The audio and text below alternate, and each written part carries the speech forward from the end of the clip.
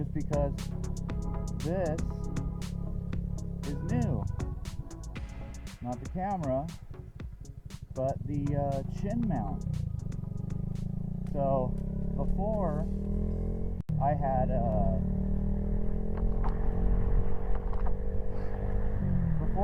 the GoPro mounted to my chest rig, which I like. Don't get me wrong. You know, maybe if it was like maybe like a secondary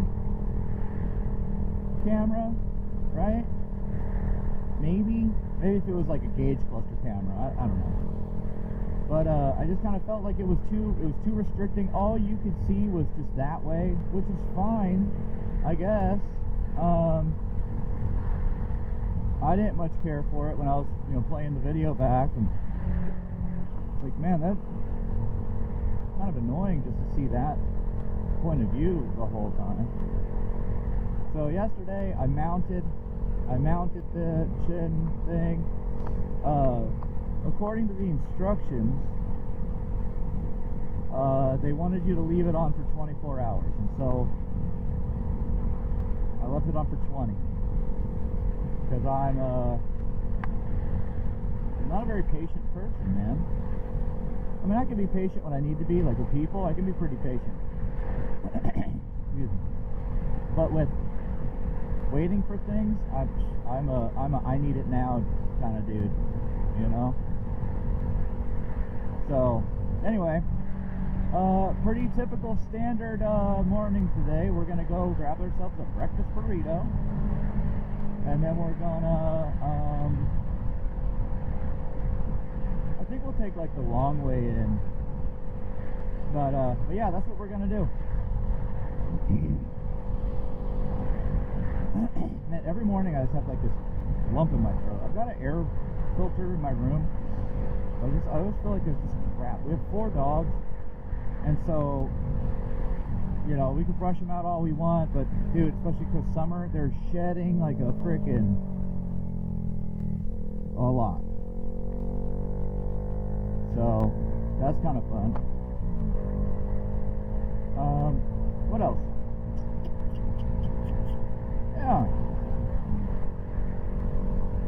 Yeah. So yesterday, on the afternoon part of my day, when I was taking my kids home on the bus, little PSA: do not park in a bus loading zone.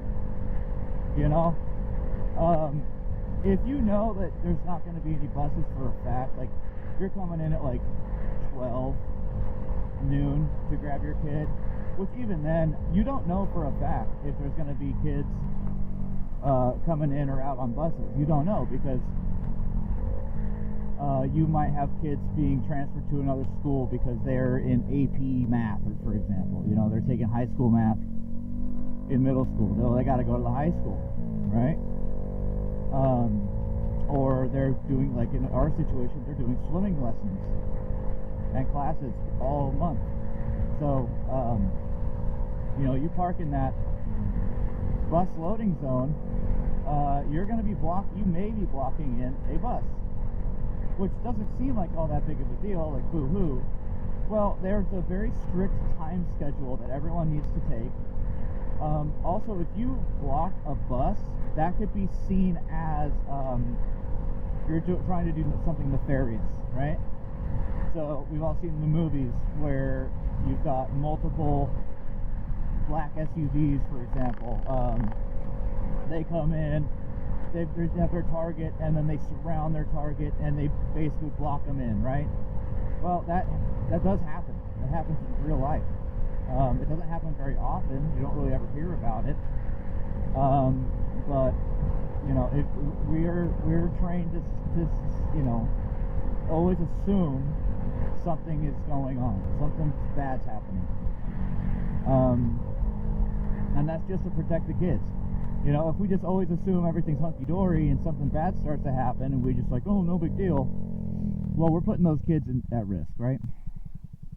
So don't block a bus in. And 2, most bus drivers are female. And females get super, super petty. Men, not so much. We do sometimes, but boy howdy. So what happened was, this Tesla pulled into the elementary school parking lot, the bus loading zone, left her vehicle there, and just walked into the school. Now there's open parking lots, or open parking spaces 5 feet to her left. You know, not literally, but they're right there to the left. She just pulled into a parking spot. None of them were marked. You know, none of them say principal, vice principal, assistant, whatever. You know, they're just open parking spaces. So why didn't you jump in there? So anyway, one of our bus ladies said, "Fuck that. Let's block them in." And I'm like, "All right, let's do it." So I'm supposed to be the first bus because I have the longest route. And I have a time schedule I have to keep. I have to go get multiple children from multiple different schools. So I have to get to where I'm going. I have to get them loaded up real quick, and I dip out. And I go get my other kids. So what we did was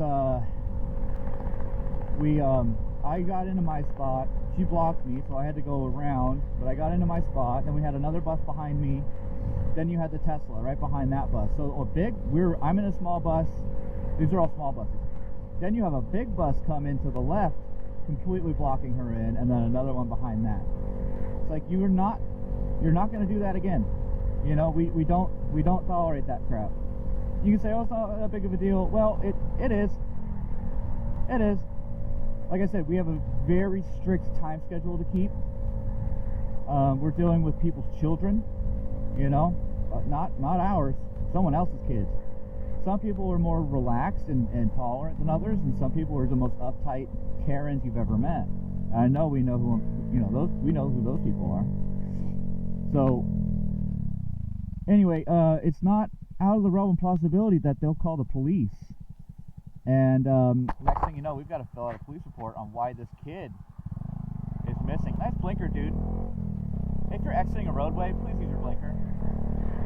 So,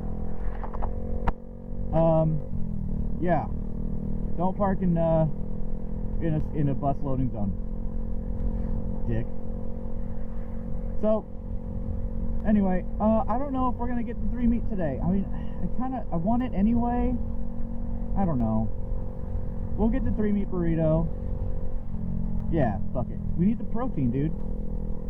Is it the greatest source of protein? Not.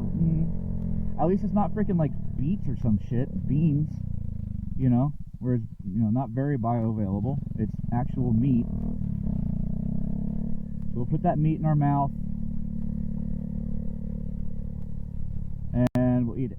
Hit the record button. Oh my god. Oh my god. Rookie mistake. What a noob. I wasn't really saying anything too, like, profound. I was just saying how nice it is to be a regular somewhere, especially in a small town where you know each other, and if you don't know each other, you know the same people, right? That's a really nice feeling. Where I grew up, dude, in Fresno. I grew up Fresno, San Jose, just giant suburbs in Southern California, where it's hot, sure, who cares, but nobody knows each other at all. The only way you're going to know somebody is if you go to the same church. That's about it. If you go to the same church. And even then, the cities are so spread out that, you'd have two Safeways within 3 miles of each other, and you're just going to go to this one while your neighbors or friends or whatever from church go to the other one. So you never really saw anybody. There's no sense of community. There was no like, oh hey, I know that guy. There's no, hey Jim, I see Jim at the freaking whatever, there's no sense of community or fellowship. Here in a small town, like I said, everybody, or everyone knows about everybody. I don't know. You know everybody through association. Now, I like being a bus driver. I was HVAC for so long. I didn't know anybody anywhere I went. I was never in Malala. I was in Portland all the time. Sometimes Vancouver, mostly Portland. Never knew anybody. I'd leave at 6. I'd come back at like 7 p.m. You know, everyone that I could possibly know has already done their thing, and they're, you know, getting ready for dinner and going to bed. Meanwhile, I just got home. It was just, it wore on me, it wore on my spirit. I felt just empty, you know, like a shell, the husk of a person, just meandering through life. Now I know people, and I think it's great. I know the owners of the local feed store. I know the owners of whatchamacallit, I don't remember, but I know all these parents through their children, through my work. It's just, what was that, Carrot Top? That was Lady Carrot Top. So yeah, I like what I do now. I like being in the small town, or I guess in my town, and we consider this small. I consider this small. A lot of you will consider this small as well.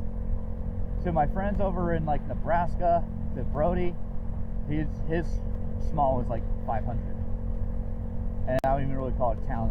We call that here. We call that more of a hamlet. But anyway, yeah, we're gonna get in here. We're gonna smash this burrito. We're gonna pick up these kids, take them to school, and